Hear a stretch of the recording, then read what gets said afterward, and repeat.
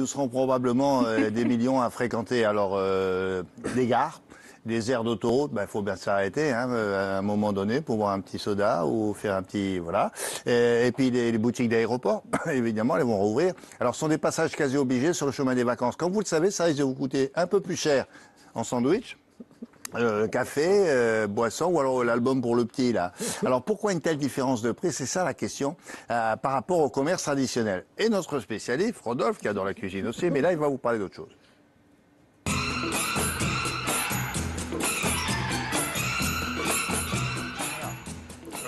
On est bien d'accord, ce sont des commerces qui sont placés dans des lieux de passage.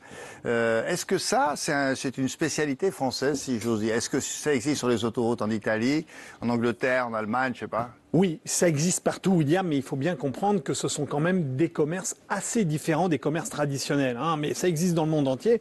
Ce sont des commerces qu'on appelle dits de trafic ou des commerces de flux. Pourquoi? Parce que subitement, ils vont accueillir des gens qui n'ont pas de choix et qui vont passer par là. Alors, je vais vous donner deux chiffres. Pour vous dire, savez-vous combien il y a de voyageurs qui passent sur les deux aéroports parisiens, Roissy et Orly, par an? Combien? Eh bien, plus de 100 millions de passagers par an. La gare du Nord à Paris, c'est 700 000 passagers par jour. Donc, vous voyez que tous ces gens qui sont en transit... Ils sont susceptibles d'acheter autre chose qu'un billet de train. Exactement. Donc, si on peut les attraper, c'est quand même assez bon. Mais tous ces commerces ont des contraintes, William. Ça veut dire quoi? Ça veut dire que les horaires d'ouverture sont pas les mêmes, les tailles sont pas les mêmes, la logistique est pas les mêmes. Et donc, la vraie question qu'on a voulu savoir, c'est savoir si, au fond, au bout de tout ça, ces contraintes avaient une conséquence sur le prix. Les équipes de WAM ont enquêté. Regardez.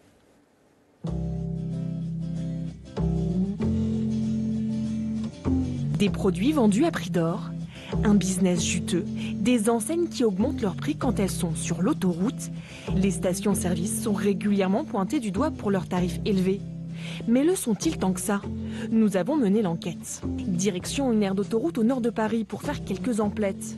Dans notre panier, un sandwich triangle, une salade de riz, un sachet de saucisson, du fromage industriel, de l'eau, une boisson gazeuse, des chips et des gâteaux pour la route.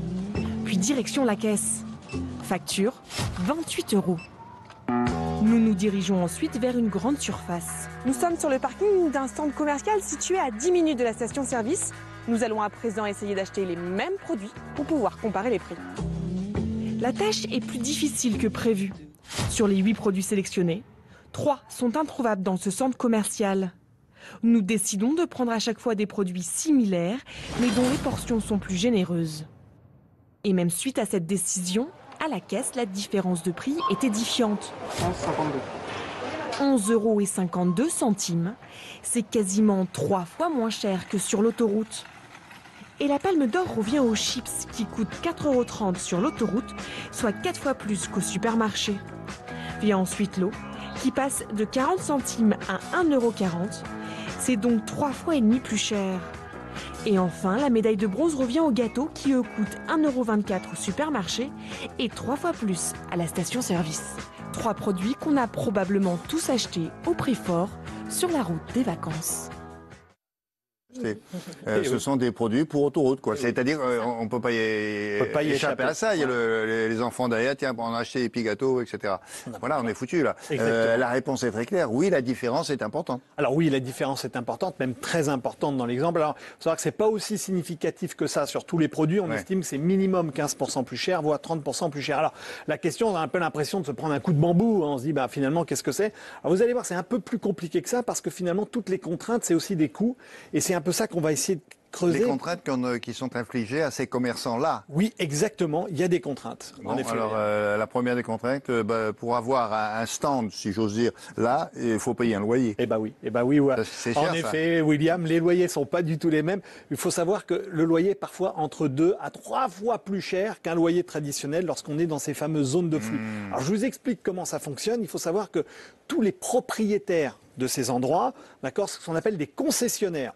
Eh bien, ces concessionnaires, ils vont définir un tarif, un loyer spécifique. Donc, par exemple, dans les gares, c'est la SNCF. Par exemple, dans Non, les ils sont concessionnaires, c'est-à-dire l'autoroute qui fabrique l'autoroute et qui fabrique ces endroits, ces aires. Exactement. Ils vendent ensuite. Ils vendent des Et emplacements. vous êtes une grosse entreprise, et vous Exact. achetez et après vous louez. Exactement. Et alors vous louez sur une période de temps donnée. Et ce sont des appels d'offres où il y a des très grosses bagarres. Alors vous prenez l'exemple des autoroutes, bah, typiquement, si vous êtes Vinci, APPR, ou par exemple, qui sont des grandes concessions d'autoroutes, eh bien vous avez un emplacement, vous faites ce qu'on appelle un appel d'offres, et là, vous allez voir se Il y a bagarrer. toutes les marques, là. BP, Shell, Total, qui vont se batailler, Oui, bien etc. sûr, mais pas seulement. Mais pas seulement, bien. Ceux qui vendent des petits gâteaux, ceux qui vendent des journaux, ceux qui vendent des jouets. Aujourd'hui, même des jouets, même des vêtements qui vont venir se bagarrer sur ces aires-là. Eh bien, c'est la raison pour laquelle, alors, la durée est courte, hein, c'est-à-dire qu'ils ont 5, 10 ou 15 ans de concession. Les loyers sont beaucoup plus chers. Et ben, quand vous avez, ça se c'est beaucoup plus répercute cher. sur Eh nos ben, prix. qui paye à la fin? C'est souvent nous. Voilà, attends, pour les gares, par exemple, aussi, parce que dans les gares, les concessions, elles sont pas très grandes. Hein. Oui. Alors, Alors là, il faut qu'ils arrivent à trouver un moyen terme. Alors Parce que ça- c'est tout petit, mais il en faut des gens. Alors ça c'est génial. En effet, les gares plein centre-ville. Donc on va essayer de concentrer le maximum de commerce dans un minimum de places. Donc c'est souvent les magasins en France où on va trouver le plus de chiffre d'affaires en mètre carré, mais les contraintes sont énormes. Pourquoi? Parce qu'on peut pas forcément avoir tous nos produits, parce que aussi la logistique est très compliquée. Vous livrez pas un semi-remorque en plein centre de Lille, Bordeaux ou encore Marseille. Donc du coup, bah, finalement, là encore, c'est des contraintes qui augmentent les prix. Et puis en revanche, les aires d'autoroute, c'est différent. Vous avez de l'espace. Donc là, vous dites, bah là, c'est facile de livrer, il y a des camions. Ah, mais attention, dans les aires d'autoroute, vous avez d'autres contraintes. Vous êtes obligé d'être ouvert 7 jours sur 7, 300, donc 24 heures sur 24, tous les jours fériés, c'est obligatoire. C'est dans la concession. Et puis, il faut que vous ayez le nombre de douches suffisante, le nombre de toilettes suffisant, que vous soyez en mesure Propre.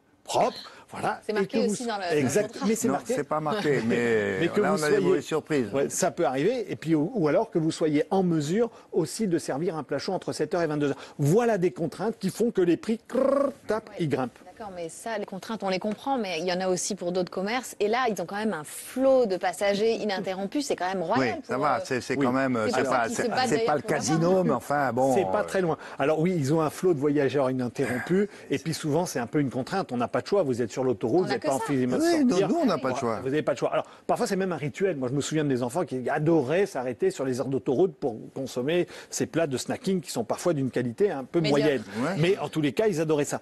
Donc, c'est vrai que ça peut faire partie du rituel. Mais attention, il y a de plus en plus d'expansion de ces commerces-là. C'est-à-dire, vous n'avez pas remarqué, mais ces fameuses stations-service qui avant n'encaissaient que le montant du carburant et parfois des chewing-gums ou quelques produits, c'est devenu maintenant, vous avez des stackings, carrément des restaurants. À côté, vous avez des magasins de vêtements ou de la restauration, même pour parfois plusieurs types de restauration sur le même emplacement. Donc côté de la c'est devenu, concurrence. c'est devenu maintenant des lieux de business qui sont vraiment extrêmement Et dans les gares, vous avez remarqué qu'il y a des grands chefs étoilés qui ont installé des bistrots dans les gares, gares. exactement. Vous arrivez dans les gares et les aéroports, ce sont là Incroyable. encore des concessions Et et oui, des ils font pas bagarres. ça par hasard non Non, plus. Hein. eh ben exactement. Ce sont encore des bagarres.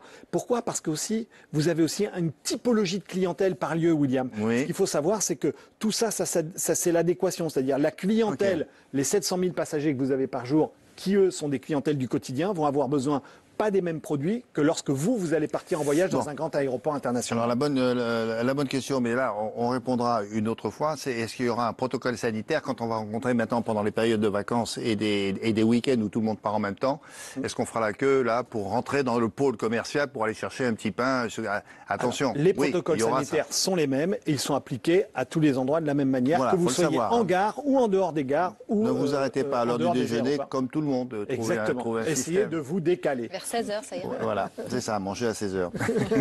Merci Rodolphe pour toutes ces explications. Ben, on va retrouver ça bientôt. Voici maintenant la sélection de publicité.